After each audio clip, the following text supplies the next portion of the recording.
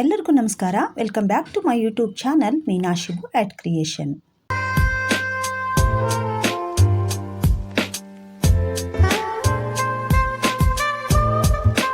ಎರಡು 2025ನೇ ಇಸ್ವಿಯ ಜನವರಿ 25ನೇ ತಾರೀಕಿನಂದು ಸೆಡ್ತಿಲ ಏಕಾದಶಿ ಇರುತ್ತೆ. ಸೊ ಈ ಏಕಾದಶಿ ದಿನ ನಾವು ಏನೆಲ್ಲ ಮಾಡಿದರೆ, ಈ ಏಕಾದಶಿ ತುಂಬ ಅಂದರೆ ತುಂಬಾ ಪವರ್ಫುಲ್ ಆದಂಥ ಏಕಾದಶಿ ಅಂತ ಹೇಳ್ಬೋದು.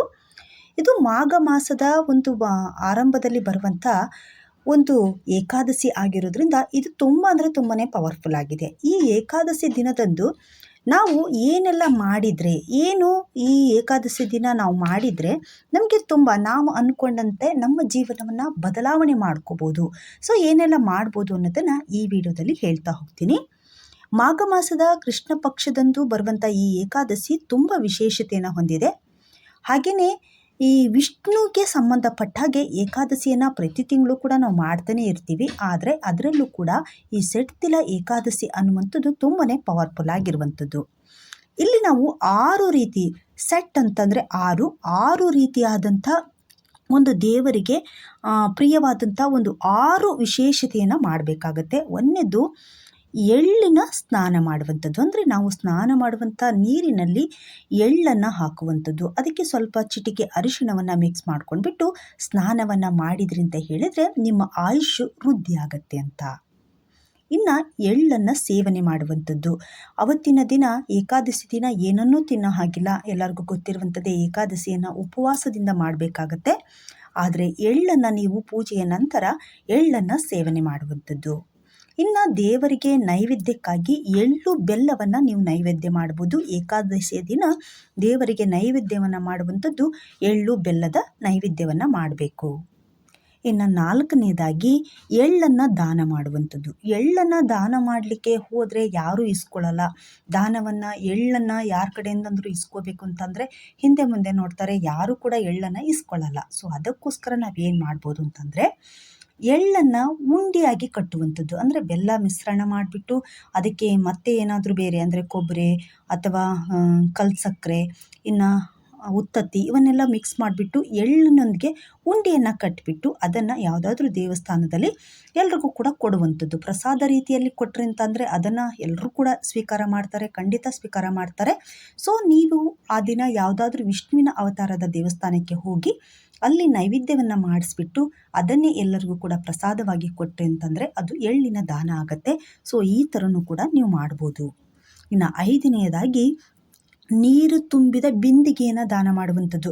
ನಾವಿವಾಗ ಯಾವುದಾದ್ರೂ ಒಂದು ಬಿಂದಿಗೆಯನ್ನು ದಾನ ಮಾಡಬೇಕು ಅಂತಂದರೆ ಅದು ಖಾಲಿ ಇರುವಂಥ ಬಿಂದಿಗೆಯನ್ನು ಕೊಡಬಾರ್ದು. ಸೊ ಅದಕ್ಕೆ ಸ್ವಲ್ಪ ನೀರನ್ನು ಹಾಕಿ ಅಥವಾ ಅಕ್ಕಿಯನ್ನು ಹಾಕಿ ದವಸ ಧಾನ್ಯಗಳನ್ನು ಹಾಕಿ ಯಾವುದಾದ್ರೂ ದೇವಸ್ಥಾನಕ್ಕೆ ಕೊಡ್ತಿರ್ತೀವಿ. ಸೊ ಈ ಥರನೂ ಕೂಡ ನೀವು ಏಕಾದಶಿಯ ದಿನ ಮಾಡ್ಬೋದು. ಏಕಾದಶಿಯ ದಿನ ನೀರು ತುಂಬಿದ ಬಿಂದಿಗೆ ಅಥವಾ ಅದರೊಳಗಡೆ ಅಕ್ಕಿಯನ್ನು ಹಾಕುವಂಥದ್ದು ಅಥವಾ ಯಾವುದಾದ್ರೂ ದವಸ ಧಾನ್ಯಗಳನ್ನು ಹಾಕಿ ನೀವೇನಾದರೂ ಕೊಟ್ರಿ ಅಂತ ಹೇಳಿದರೆ ನಿಮ್ಮ ಮನೆಗೆ ಯಾವುದಾದ್ರೂ ಒಂದು ಥರದ ಸಮಸ್ಯೆ, ಹಣದ ಸಮಸ್ಯೆ ಇರ್ಬೋದು ಅಥವಾ ಊಟದ ದವಸ ಧಾನ್ಯಗಳಾದ ಒಂದು ಬರ ಇರುತ್ತೆ. ಒಬ್ಬೊಬ್ಬರಿಗೆ ಎಷ್ಟೇ ತಂದು ಹಾಕಿದರೂ ಕೂಡ ಮನೆಯಲ್ಲಿ ಬೇಗನೆ ಖಾಲಿ ಆಗ್ತಿರುತ್ತೆ. ಯಾಕೆ ಈ ಥರ ಆಗ್ತಿರುತ್ತೆ ಅಂತಲೇ ಗೊತ್ತಿರಲ್ಲ. ಸೊ ಏಕಾದಶಿ ದಿನ, ಇದೇ ಏಕಾದಶಿ ದಿನ ಅಂತ ಅಲ್ಲ, ಎಲ್ಲ ಏಕಾದಶಿ ದಿನ ಕೂಡ ನಿಮ್ಮ ಶಕ್ತಿ ಅನುಸಾರವಾಗಿ ಯಾವುದಾದ್ರೂ ದೇವಸ್ಥಾನಕ್ಕೆ ಸ್ವಲ್ಪ ಅಕ್ಕಿಯನ್ನು ದಾನ ಮಾಡ್ತಾ ಬಂದ್ರಿ ಅಂತಂದರೆ ಖಂಡಿತ ನಿಮ್ಮ ಮನೆಯಲ್ಲಿ ದವಸ ಧಾನ್ಯದ ಒಂದು ಕೊರತೆ ನೀಗ್ತಾ ಬರುತ್ತೆ ಅಂತ ಅನ್ನುವಂಥದ್ದು. ಸೊ ಹಾಗಾಗಿ ಈ ಒಂದು ಏಕಾದಶಿಯ ದಿನವೂ ಕೂಡ ನೀವೇನು ಮಾಡ್ಬೋದು, ಬಿಂದಿಗೆಯಲ್ಲಿ ನೀರನ್ನು ತುಂಬಿಕೊಡುವಂಥದ್ದು ಅಥವಾ ಅಕ್ಕಿಯನ್ನು ತುಂಬಿ ನೀವೇನು ಮಾಡಬೇಕಾಗುತ್ತೆ, ಯಾವುದಾದ್ರೂ ವಿಷ್ಣುವಿನ ಅವತಾರದ ಇರುವಂಥ ದೇವಸ್ಥಾನಕ್ಕೆ ನೀವು ದಾನವನ್ನು ಮಾಡ್ಬೋದು. ಇನ್ನು ಈ ಏಕಾದಶಿಯ ದಿನ ವಸ್ತ್ರದಾನ ಮಾಡುವಂಥದ್ದು. 6ನೇದು ವಸ್ತ್ರದಾನ ಮಾಡುವಂಥದ್ದು, ಬಟ್ಟೆಗಳನ್ನು ದಾನ ಮಾಡುವಂಥದ್ದು. ನಿಮಗೆ ಯಾವುದಾದ್ರೂ ಬಟ್ಟೆಗಳನ್ನು ದಾನ ಮಾಡಬೇಕು ಅಂತಂದರೆ ತುಂಬ ಬೆಸ್ಟ್ ವೇ ಅಂತಂದರೆ ಸುಮಾರು ಕಡೆ ನಮಗೆ ಬೇಕಾದಷ್ಟು ಜನಗಳು ಸಿಗ್ತಾರೆ. ಪಾಪ ಅವರಿಗೆ ಬಟ್ಟೆಗಳೇ ಇರೋದಿಲ್ಲ, ಊಟನೇ ಇರೋದಿಲ್ಲ. ಸೊ ಅಂಥವ್ರನ್ನ ನೀವು ಹುಡುಕಿಕೊಂಡು ಅವರಿಗೆ ಕೊಟ್ಟರೆ ಅವ್ರಿಗೂ ಕೂಡ ತೃಪ್ತಿದಾಯಕವಾಗುತ್ತೆ, ನಿಮಗೂ ಕೂಡ ಅದರದ ಒಂದು ಪುಣ್ಯದ ಫಲ ಕೂಡ ಸಿಗುತ್ತೆ. ಸೊ ಈ ಥರನೂ ಕೂಡ ನೀವು ಮಾಡ್ಬೋದು, ವಸ್ತ್ರದಾನವನ್ನು ಮಾಡ್ಬೋದು. ಇನ್ನು ಈ ಒಂದು ಏಕಾದಶಿಯನ್ನು ಆಚರಣೆ ಮಾಡುವಂಥದ್ದು ಶನಿವಾರ ಫುಲ್ ಉಪವಾಸ ಇರಬೇಕಾಗತ್ತೆ. ಶುಕ್ರವಾರದಿಂದ ನೈಟೇ ನೀವೇನು ಮಾಡಬೇಕಾಗತ್ತೆ, ಸ್ವಲ್ಪ ಲೈಟಾಗಿ ಆಹಾರವನ್ನು ಸೇವನೆ ಮಾಡಿ ಬಿಡಬೇಕು. ಶನಿವಾರ ದಿನ ಸಂಪೂರ್ಣವಾಗಿ ಉಪವಾಸವಿರಬೇಕು. ನಿಮಗೆ ಯಾವ ಥರ ಬೇಕೋ ಆ ಥರ ಮಾಡ್ಬೋದು. ಹಾಲು, ಹಣ್ಣು, ಎಳನೀರು, ಕಬ್ಬಿನ ಜ್ಯೂಸು ಈ ಥರದ್ವೆಲ್ಲವನ್ನು ಕೂಡ ಸೇವನೆ ಮಾಡ್ಬೋದು. ಯಾಕೆಂದರೆ ತುಂಬ ಬೇಸಿಗೆ ಬಿಸಿಲಿರೋದ್ರಿಂದ ತುಂಬ ಆಯಾಸ ಆಗ್ತಿರತ್ತೆ. ಹಾಗಾಗಿ ಈ ಹಾಲು ಹಣ್ಣನ್ನು ಸೇವನೆ ಮಾಡ್ಬೋದು, ಇನ್ನು ಎಳನೀರನ್ನು ಸೇವನೆ ಮಾಡ್ಬೋದು, ಕಬ್ಬಿನ ಹಾಲನ್ನು ಸೇವನೆ ಮಾಡ್ಬೋದು. ಈ ಥರ ಸೇವನೆ ಮಾಡ್ಕೊಂಡ್ಬಿಟ್ಟು ನೀವು ಉಪವಾಸವನ್ನು ಆಚರಣೆ ಮಾಡ್ಬೋದು. ದ್ವಾದಶಿ ದಿನ ನೀವು ಉಪವಾಸವನ್ನು ಬಿಡಬೇಕಾಗತ್ತೆ. ಅಲ್ಲಿನೂ ಕೂಡ ಅಷ್ಟೇ ಎಳ್ಳಿನಿಂದನೇ ಯಾವುದಾದ್ರೂ ಸ್ವೀಟನ್ನು ಮಾಡಬೇಕಾಗತ್ತೆ. ಮಾಡಿಬಿಟ್ಟು ನೈವೇದ್ಯವನ್ನು ಮಾಡಬೇಕು. ದ್ವಾದಶಿ ದಿನ ಅಡುಗೆಯನ್ನು ಮಾಡ್ತೀರಲ್ವ, ಸೊ ಆ ಸಮಯದಲ್ಲಿ ಎಳ್ಳಿನಿಂದನೇ ನೀವೇನು ಮಾಡಬೇಕಾಗತ್ತೆ, ಯಾವುದಾದ್ರೂ ಸ್ವೀಟನ್ನು ಮಾಡಿ ನೈವೇದ್ಯವನ್ನು ಮಾಡಬೇಕು. ಅದ್ರ ಜೊತೆಗೆ ಏಕಾದಶಿಯ ದಿನ 108 ವಿಷ್ಣುವಿನ ಅಷ್ಟೋತ್ತರಗಳನ್ನು ನೀವು ಹೇಳಬೇಕಾಗತ್ತೆ. ಅದನ್ನು ನಾನು ಡಿಸ್ಕ್ರಿಪ್ಷನ್ ಬಾಕ್ಸಲ್ಲಿ ಕೊಟ್ಟಿರ್ತೀನಿ. ಸೊ ಅವೆಲ್ಲವನ್ನು ಕೂಡ ನೋಡಿಕೊಂಡು ತಪ್ಪಾಗಿ ಯಾವುದೇ ಥರದ ಉಚ್ಚಾರಣೆ ಮಾಡಬೇಡಿ.